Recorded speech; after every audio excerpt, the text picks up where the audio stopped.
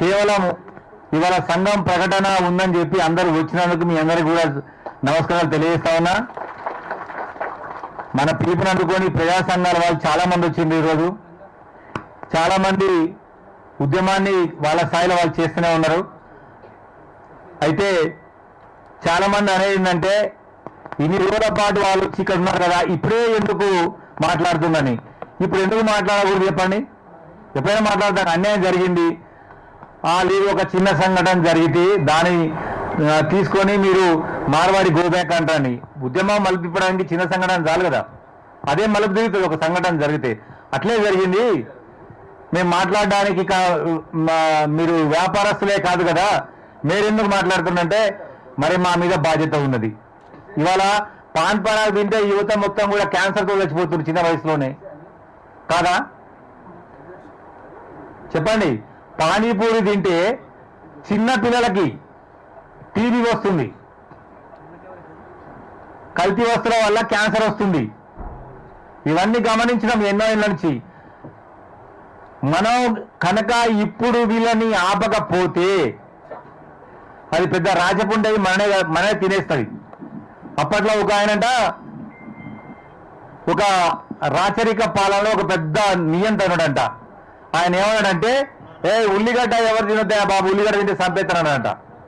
అంటే ఆ ఉల్లిగడ్డ తినడం కూడా మాకెందుకయ్యా బాబు ఈ ఉల్లిగడ్డ తినడం లేనిపోని పంచాది, ఆయన చంపుతాడని ఉల్లిగడ్డ తినడం బంద్ చేసిందంట.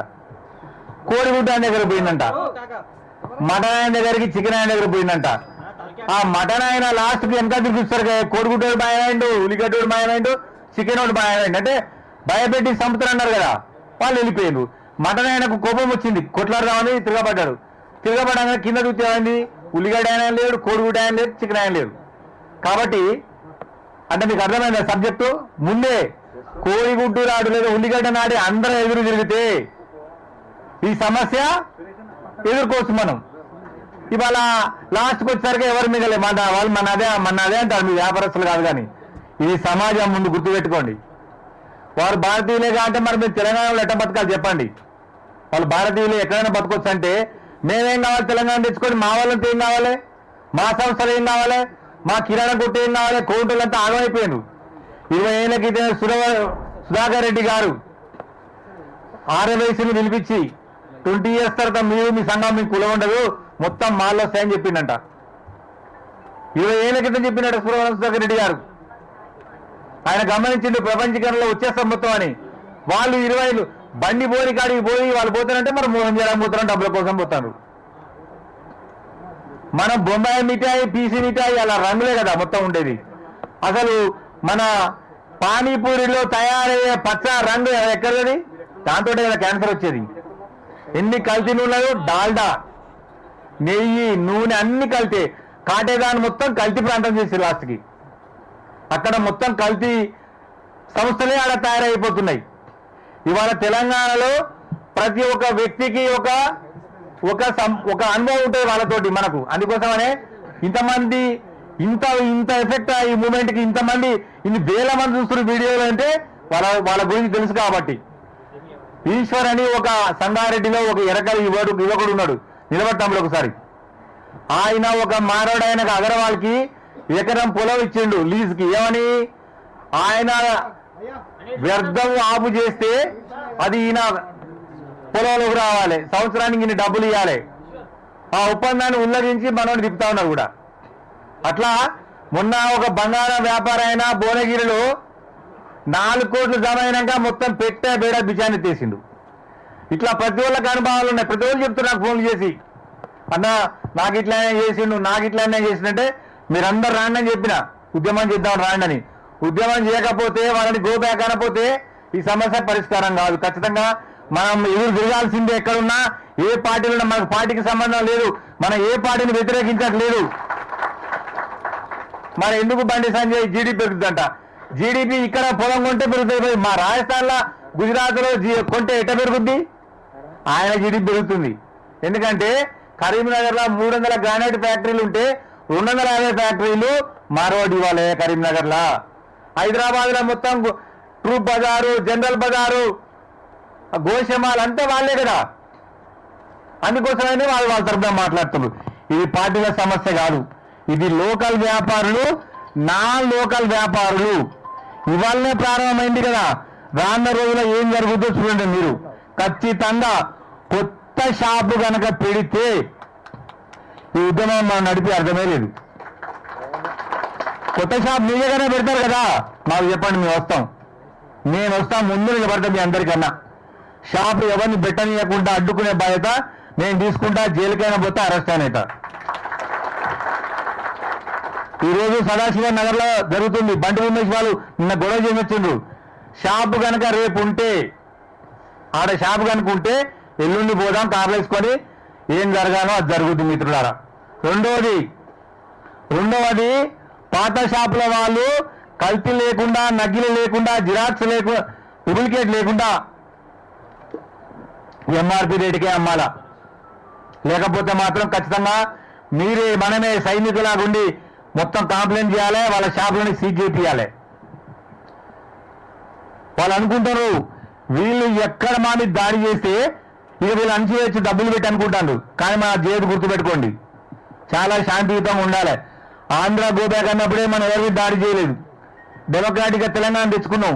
ఇది ఎండెస్ మూమెంట్. ఇది ఎప్పుడు నిరంతరంగా తెలంగాణ సమాజం మేల్కొని ఉండాలి. ముఖ్యంగా వ్యాపారస్తులు వాళ్ళకే తెలుసు ఎవరు వ్యాపారం పక్కన ప్రారంభించబోతుండో. కాబట్టి ఎవరిది బాధ్యత? వ్యాపారస్తుడి బాధ్యత. మీరందరూ నాయకులు ఈ ఉద్యమంలోకి వ్యాపారస్తులని, ముఖ్యంగా కోమట్లని, అదేవిధంగా పద్మశాలుల్ని, అదేవిధంగా విశ్వకర్మల్ని, వాళ్ళందరినీ కూడా ఉద్యమం మొత్తంగా రజకులు కాదు, రజకులు మంగళ వాళ్ళని కూడా ఉద్యమంలో తీసుకురావాలి మిత్రులారా. ఆడవాళ్ళని తీసుకొచ్చి నార్త్ ఇండియాకి వెళ్ళి మంగళ షాప్ పని చేపిస్తా ఉన్నారు. బండి సంజయ్కి సమాజం మీద అవగాహన లేదు. హిందూ సమాజంలో యాటగూడ కొట్టేది కటికలు, అరకటికలు. మరి ముస్లిం సమాజంలో మాంసం ఎవరు కొట్టాలి? మన 3 సమాజాలు గుర్తుపెట్టుకోండి. ఇప్పుడు గురించి చెప్పట్లే.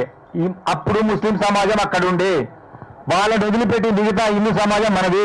అవతల పోతే లంబాడి ఆదివాసీ సమాజాలు ఉన్నాయి. లంబాడీలకు గుర్తుపెట్టుకోండి, డప్పు కొట్టేటోళ్ళు ఉన్నారు, బంగారం పని చేసే ఉన్నారు, మంగళ పని చేసే ఉన్నారు, దోబీ కూడా ఉన్నాడు లంబాడి అని చెప్తున్నాడు.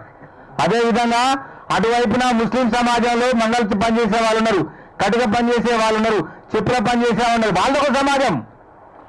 వాళ్ళు మిగిలినగా మధ్యలో మందొక సమాజం. మన కాడ మాదిగలు చెప్పులు కుట్టాలి, మంగళి వాళ్ళు మంగళ పని చేయాలి, వాళ్ళు రజకులు ఆ పని చేయాలి, మరి పద్మశాలి బట్టలు నేయాలి. ఇట్లాంటి మన సమాజం ఉంది. ఆయన ఏమంటుందంటే దీనికి మన ఉద్యమానికి ముస్లింలు లింకు పెడతాను. ముస్లింలు మటన్ కొడతాను. ముస్లిం మటన్ కొట్టేది వాళ్ళ కోసం, మన కోసం కాదు. అప్పటి నుంచి మనకు ఆచారం. మన కొట్టే వాళ్ళు ఆరకటికలు. ఈ 3 సమాజాలు ఉన్న విషయం ఆయన తెలియగలదు. ఆయన జీడీపీ ఏడబొద్దని భయానికి రాజస్థాన్, గుజరాత్ వాళ్ళకి సపోర్ట్ చేస్తుండ్రు. ఎంతమంది ఉంటాడు రాజస్థాన్, గుజరాత్ వాళ్ళు? ఇక్కడ మంది ఉంటాడు. మనం 99% మనం ఉంటాం. 99% కావాలా రాజాసింగ్కు, మాధవీలతకు? లేకపోతే పిడికేడు మీకు డబ్బులు ఇచ్చే, మీకు సందాలు ఇచ్చే ఒక కులం మార్వాడి వ్యవస్థ కావాలో మీరే తెలుసుకోవాలి మిత్రులారా. ఆ పార్టీ వాళ్ళు తెలుసుకోవాలి. మీరు తెలంగాణ పక్షమా లేకపోతే రాజస్థాన్, గుజరాత్ పక్షమా మీరే తెలుసుకోవాలి. కాబట్టి ప్రియమైన సోదరులారా, ఈ ఉద్యమాలు మీరందరూ క్రియాశీలంగా పాల్గొనాలంటే అందరి ఉద్యమంలోకి రావాలి. రాని పక్షంలో మన సమాజానికి మన కళ్ళ ముందే అన్యాయం జరుగుతుంది. నిన్న పొద్దున్నే గిరిజన సోదరులు ఎక్కడ కొట్టిండు? డోర్నకల్ల కొట్టిండు. నిన్న పొద్దున కాజం సత్తమన్న ఆధ్వర్యంలో ఎల్బీనగర్లో ర్యాలీ జరిగింది. మొన్న పొద్దున రామంతపూర్లో స్వచ్ఛందంగా బంద్ జరిగింది. ఆ మనగలలో ఆపిండు మొత్తం వాళ్ళంతా. అక్కడ కూడా ఆపిన ఎవరు? ఆచారి, కేంద్ర బీసీ కమిషన్ సభ్యుడు. వాళ్ళే ఎందుకు వస్తారని చెప్పండి మీరు. ఈడ కొంతమంది వర్గం వాళ్ళే వస్తారు. ఒక పార్టీ వాళ్ళే, మిగతా పార్టీ వాళ్ళు కాంగ్రెస్ పార్టీ కానీ బీజేపీ పార్టీ కానీ ఒక వైఖరి చెప్పింది. టీఆర్ఎస్ పార్టీ ఏమి చెప్పలేదు వైఖరి. కమ్యూనిస్టులకు సంబంధమే లేదు. ఇది కేవలం ప్రజా సంఘాలు చేస్తా ఉన్నారు. సురేందర్ సార్ని 3 నెలల క్రితమే పెద్దపల్లిలో మీటింగ్ పెట్టి, రౌండ్ టేబుల్ పెట్టి ఎదుర్కొంటారు వాళ్ళని. ఎక్కడి వాళ్ళు అక్కడనే కూడా ఇక్కడ కథానాయకులు కావాలి తప్ప దీనికి రాష్ట్ర వ్యాప్తంగా కమిటీ వేసుకున్నా ఎక్కడో అక్కడే దీన్ని మాత్రం ఖచ్చితంగా నడపాలి. ఎక్కడ వాళ్ళు అక్కడే ఎదుర్కోవాలి దీన్ని. ఈ ఉద్యమము ప్రజల చేతులకు పోయింది, గుర్తుపెట్టుకోండి. అందరూ మాట్లాడుతూ ఉన్నారు కదా. అరగోపాల్ లాంటి మేధావి గారు కూడా వచ్చి మన ఈ ఉద్యమానికి మద్దతు తెలపడం జరిగింది. మీరు కూడా చాలా సైలెంట్గా ఉన్నారు, ఎవరు కూడా మాట్లాడతలేదు. ఫస్ట్ అందరూ నా రిక్వెస్ట్ మీద ఫోన్లు తీయండి, ఒకసారి ఫోన్లు తీయండి మిత్రమా, ఫోటో కొట్టండి, సోషల్ మీడియాలో పెట్టండి, స్టేటస్లో పెట్టండి, ప్రచారం చేయండి. అందరూ సోషల్ మీడియాలో ఉన్నటువంటి పత్రికలలో విలేకరులు తీసుకోండి. మీ పేర్ల మీద మొత్తం ఉద్యమాన్ని మీ గురించి, మీ నాయకత్వం గురించి మీరే రాసుకోండి. సోషల్ మీడియా లేకపోతే మన ఉద్యమమే లేదు, బార్వాడి గోపాకు ఉద్యమమే లేదు. మొత్తం వాళ్ళకు ప్రత్యేకంగా అందరం కూడా ధన్యవాదాలు చెప్తాం మీడియా సోదరులకి. చప్పట్లు కొడతలేదు బాబు. చూడండి, వాళ్ళు మన సమాజంతో లేనే లేరు. వాళ్ళు ఏ పండుగ చేస్తే మనకు అవసరం, మన కల్చర్ మనకు ఉన్నది. కోటాయం దగ్గర పోయి సేడు గారు మా పిల్లగాడు బడికి పోతుందంటే పరీక్ష ఫీజుకి ఇస్తాడు, లేకపోతే మా పిల్ల అంటే ఇస్తాడు, సాగుందంటే ఇస్తాడు. వాళ్ళ మీద కొట్లాడతాం, వాళ్ళ మీద కేసులు పెడతాం, వాళ్ళకి కొడతాం, వాళ్ళు కూడా పట్టేసుకుంటారు. సరిపోయింది దానికి దీనికి, అంతే కదా. వీళ్ళు మన జీవితాలతో మనతో బతికి, మనతో పుట్టి, మనతో బతికి, మనతోనే పోయేటోళ్ళు వీళ్ళు. ఇక్కడున్న ఏ సమాజమైనా అసలు వారికి ఇన్ని రోజులు ఆ కొట్టం పేరేయలేదు మనకి. వాడు 6 నెలలకు ఒకసారి ఇంటికి పోతాడు, పోయేటాడు మొత్తం బ్యాగ్లో డబ్బులను చదువుకుని ఆడ కట్టేస్తాడు. వీళ్ళు అనుకున్నాక వీళ్ళు ఊరికి పోతాను అనుకుంటారు. తప్పది. డబ్బులన్నీ రాజస్థాన్ తీసుకుపోయి అక్కడ వ్యాపారాలు పెట్టడానికి 2 లక్షల కోట్ల రూపాయలు ప్రతి నెలకు రాజస్థాన్, గుజరాత్ తరలించిపోతున్నాయి మన డబ్బు. మనకు జీడీపీ అడగడుతుంది. ఇంకా వాళ్ళు ఏమంటారంటే మీకు ట్యాక్స్ కట్టరు వాళ్ళు, వాళ్ళకు అసలు మొత్తం బోగస్ కంపెనీ వాళ్ళది, జిఎస్టీ ఉండదు. జిఎస్టీ కట్టడానికి దాని నెంబర్ ఉండదు. స్కాన్ చేయమంటే పర్సనల్ నెంబర్ ఇస్తాడు, డబ్బు అడిగిపోతుంది. మనకంట ఏ రాదంట, వాళ్ళు రావడం వల్లనే మనకు అన్నీ అంట.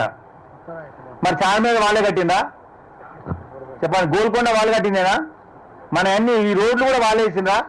పని చేయడానికి వచ్చిందంటారు కదా. మరి డ్రై క్లీనింగ్ మన మురికాల మట్టి తీస్తారా చెప్పండి? ఇళ్ళలో పని చేస్తారా?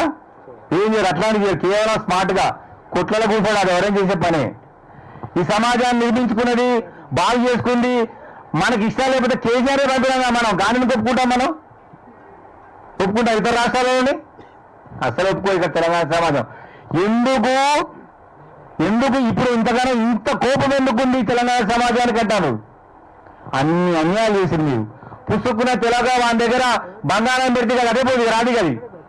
ఇల్లు పెట్టినా అటే, పొలం పెట్టినా అటే, ఏం పెట్టినా వాడు మనకు కనపడదు. గుర్తుపెట్టుకోండి. ఇప్పుడు ఆ బాలయ్య స్వీట్ పేరు పెట్టుకొని ముషిరాబాద్ లో ఓనర్ కొడుకుకి ఎరాన్ పెట్టి చంపారు వాళ్ళు. ఇట్లాంటి కోకొలలు ఉన్నాయి. వాళ్ళు లాస్ట్కి గంజాయి, హెరాయిన్, కొకాయిన్, మన మారణాయుధాలు, అక్రమ మారణ ఆయుధ రవాణా మొత్తం వాళ్ళే చేస్తుండ్రు. ఇది ఊకోవాలా? ఆడిచ్చి మన దగ్గర ఏంటి చెప్పండి? మన వాళ్ళు బతకాలంటే మన దుకాణం మనకు ఉండాలి, సోయి ఉండి మనం బిజినెస్ చేయాలి. మన రాష్ట్రంలో మన వ్యాపారస్తులకు 180% రిటైల్ రంగంలో మన వాళ్ళే ఉండాలి. ఇది మన డిమాండ్. ఇది ఒక్క షాపులనైనా సెపరేట్ ఉద్యోగం ఇచ్చినామని చెప్పండి. వాళ్ళు ఒక్క ఉద్యోగం వాడు మొన్న మనకి ఏదో చెప్తుండు, మాకు నమ్మకం కావాలి, మా బామ్మారిని తెచ్చినా, మా తమ్ముడిని తెచ్చినా అంటే మరి మేమేం కావాలి? సబ్సిడీ కావాలి, మా ఇల్లు కావాలి, మా గాలి కావాలి, మా పని కావాలి. కానీ మాత్రం మనకు అలా ఉద్యోగం ఏది ఇవ్వరు. మీకు పరిచయం చేసుకోరు. అసలు వాళ్ళే మాట్లాడుకుంటారు, వాళ్ళే తింటారు, వాళ్ళే కలిసి ఉంటారు. ఈ మధ్యకాలంలో కొత్తగా వచ్చింది, బిల్డింగ్లు కట్టుకొని వాళ్ళకే అమ్ముకుంటారు. మనకు అమ్మరు వాళ్ళు లేని 2 వ్యవస్థలు. చికెన్ మటన్ లేరు, తాళ్ళు ఎక్కువ లేరు ఎకరాలు కాబట్టి. ఆల్ కబీర్ వాళ్ళ బీఫ్ ఎగుమతి, ఇండియాలో సెకండ్ బీఫ్ ఎగుమతి, వరల్డ్ మొత్తంలో సెకండ్ బీఫ్ ఎగుమతి భారతదేశం, అది వాళ్ళదే. ఆల్ కబీర్ ఇక్కడ ఆల్ కబీర్ సంగారెడ్డి కాడ ఉన్న కబీర్ జైంట్స్ డే. చూడండి, చెప్పేది ఒకటి చేసేది ఒకటి. ఇక వాళ్ళు నడిపే ఈ గోరక్షణ చూసినా అది పెద్ద స్కామ్. అది ఎవడన్నా మన ఊర్లలో ఆవులు అమ్ముకుంటారు, కొనుక్కుంటారు కదా, వారికి ఆధార సర్టిఫికేట్ ఉంటుంది. వారికి అవి పట్టకపోవటం, కూరగాయలు కొంతమంది వాళ్ళు దాంట్లో అమ్మటం. దీంట్లో గోశాలకు పంపడం, వీడిపై కోట్ల నుంచి తెచ్చుకుంటే ఇయ్యరుగా వాళ్ళు. మానవుల దగ్గర పోయిందంటే మాయం అదే గది రాని రాదు. అంత అంత అనుభవాలు ఉన్నాయి వాళ్ళ దగ్గరికి. ఇప్పుడు మనం ఏంటంటే మేమేం చేసినాం, మమ్మల్ని కొడుతుంది, మనం కొట్టినావా, మనం తిట్టినావా? తాగుబోతులను నిర్ధారించిండు జిగ్నేష్ దోషి అని ఒక లీడర్. ఆయన బ్రాన్ అండ్ బ్రాటప్ ఇక్కడేనంట. మళ్ళా తెలుగు రావట్లేదు కరెక్ట్గా, తెలుగుని అడాప్ట్ చేసుకోలేనాడు. మహారాష్ట్రలో రాజ్ ఠాకరే మొదలు చెప్పాడు, ఈ రాష్ట్రంలో ఎవరైతే మరాఠీ మాట్లాడరు వాళ్ళ చెంప చెల్లిమంటది అన్నాడు. మనం కొట్టినావా? ఢిల్లీ పోయినా మనం హిందీలో మాట్లాడాలి, ఢిల్లీ వచ్చినా మనం హిందీలో మాట్లాడాలి. ఇది ఏం కర్మయం? భారతదేశంలో 4 భాషలు, 4 రాష్ట్రాలు మాత్రమే హిందీ మాట్లాడుతున్నాయి. 4 రాష్ట్రాలు, మధ్యప్రదేశ్, ఛత్తీస్గఢ్. మిగతా ఏ రాష్ట్రాలలో హిందీ మాట్లాడరు. ఎవరు భాష వాళ్ళకే ఉంది. జాతీయ భాషలు అంటే లేదు. మన ఈ మధ్యకాలంలో జూనియర్ ఎన్టీఆర్, తర్వాత ప్రభాస్, తర్వాత అల్లు అర్జున్, వీళ్ళంతా కూడా హిందీ సినిమాలు తీస్తాను కదా. వీళ్ళు తీసిన హిందీ సినిమాలు మొత్తం ఫెయిల్ అయిపోయాయి. వాటి పెట్ర ప్లాఫ్ కదా. ప్రభాస్ తీసిన ఇంతకన్నా ముందు సినిమా అది ప్లాఫ్. అప్పుడే అవార్డుకి ముందే రామ్ చరణ్ తీసినటువంటి రామ్ చరణ్ జూనియర్ ఎన్టీఆర్ తీసిన సినిమా ఏంటి? RRR super duper success. Baahubali తీసిన ప్రభాస్ సినిమా సక్సెస్. ఇప్పుడు ఈ సినిమాలు నార్త్ ఇండియాలో పెడితే వాళ్ళకి ఫీలింగ్ వచ్చేసింది, అలా ఇది కర్రగుంటారు అబ్బాయి వీళ్ళతో సినిమాలు ఏందన్నారు. ఇవాళ మన తెలుగు లేకపోతే వాళ్ళకి సినిమాలకి దిక్కే లేదు, గతే లేదు వాళ్ళకి. మన సినిమాలన్నీ ఫేల్ చేస్తుంది ఇంటెలెక్చువల్ గా. అది north India company like east India company. అప్పుడు వాళ్ళు కూడా అంతే వచ్చిండ్రు. వాళ్ళని పంపినవా లేదా? ఆంధ్రలో పంపినవా లేదా? మరి రజాకారులకు వ్యతిరేకంగా కొట్లాడేవాళ్ళు మన తాతలు. నక్సలిట్లే ఉండరా లేదా? ఆయన అంటాడు, ఈ తెలంగాణ ఎవడి అయ్యా జాగిరి కాదు, ఇది ఎవరి జాగిరి కాదు, మా జాగిరి అన్న ఆయన, మా సొంతం ఇది, ఎవడొచ్చినా ఎలగొట్టాం మేము. ఇప్పుడు జై తెలంగాణ, జై తెలంగాణ. అయితే బ్రదర్స్, ఇక్కడ ప్రతి కుటుంబానికి నిజాం సర్కార్తో సంబంధం ఉన్నది. ఏవో పనిలో ఉన్న వాళ్ళతో మనకు మాన్యాలు కూడా ఇచ్చారు వాళ్ళు పనిచేసినందుకు. ఆ నిజాంకి వ్యతిరేకంగా కొట్లాడినాం.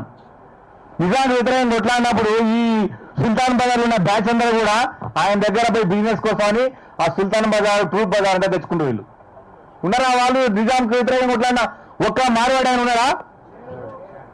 తెలంగాణ ఉద్యమాలు ఉన్నారా? చెప్పండి. మరి వాళ్ళు మన సమాజంలో డబ్బులు సంపాదించుకునేందుకు ఒక కార్పొరేట్ సంస్థ కార్పొరేట్ సోషల్ రెస్పాన్సిబిలిటీ కింద హాస్పిటల్ కట్టిస్తుంది, స్కూల్ కట్టిస్తుంది. వీళ్ళు కట్టితే మరాఠీ స్కూల్ కట్టిస్తారు, లేదా రాజస్థాన్ స్కూల్ కట్టిస్తారు. వాళ్ళకే ధర్మాలు మనకి ఇయ్యరు. వాడు అసలు బిజినెస్ వాళ్ళతో చేస్తారు. రూపాయి వచ్చే పద్ధతి కూడా వాళ్ళ దగ్గరే కొంటాడు. రూపాయి వచ్చే పద్ధతి కూడా వాళ్ళ దగ్గర కొంటాడు. మనం ఏంటంటే మనకు వీక్నెస్, 10 రూపాయలు తక్కువ అయితే వాళ్ళ దగ్గర పోతాం. లాస్ట్కి చివరిగా జరిగేది ఏంటంటే వాళ్ళ వస్తువులు బైకాడికి జరుగుతాయి. గుర్తుపెట్టుకోండి. అవినీతి చేసినా, స్కామ్ చేసినా, నకిలీ చేసినా, డూప్లికేట్ చేసినా ఇక వాళ్ళ వస్తువులని మార్వాడి గ్రూప్ కాడగా పిలిపాల్సి వస్తుంది. ముందుగా వాళ్ళ ఇళ్లలో పనిచేసి మన వాళ్ళకు విజ్ఞప్తి చేస్తాం, వాళ్ళ ఇళ్లలో పనిచేద్దని. అప్పుడు ఏమైతే చూడండి. తప్పకుండా మిత్రులారా, బంద్ చేసుడే ఇప్పుడే ఉద్యమం స్టార్ట్ అయింది కాబట్టి అంత పెద్ద వద్దు. మనం చాలా పెద్ద ఎత్తున నిర్మాణం చేసుకున్నాక జనాల దగ్గరికి వెళ్దాం. వాళ్ళు డబ్బు ద్వారా ఇంప్లిమెంట్ చేసేటట్టుగా కనిపిస్తా ఉన్నారు కాబట్టి మనం ప్రజల ద్వారా ఉన్నాం. ఇది కేవలం ప్రెస్ మీట్కి ఇంతమంది, బహుశా రాష్ట్రంలో పెద్ద ప్రెస్ మీట్ మందే అనుకుంటాను. ఇంత పెద్ద ప్రెస్ మీట్,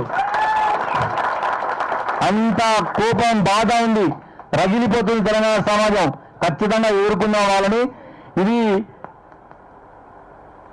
ఈ ఉద్యమాన్ని ప్రజల చేతికి పంపాలి. ప్రజల నుంచి నాయకత్వం వచ్చినట్టు చేయాల్సిన బాధ్యతగా హైదరాబాద్లో ఉన్న మనందరి పైన ఉందని తెలియజేస్తూ గిరిజన శక్తి నాయకుడు రాజేష్ నాయక్ గారిని ఒక్కటే నిమిషం పత్రికా విలేకరుల సమావేశం మాట్లాడాల్సిన కోరుతా ఉన్నా.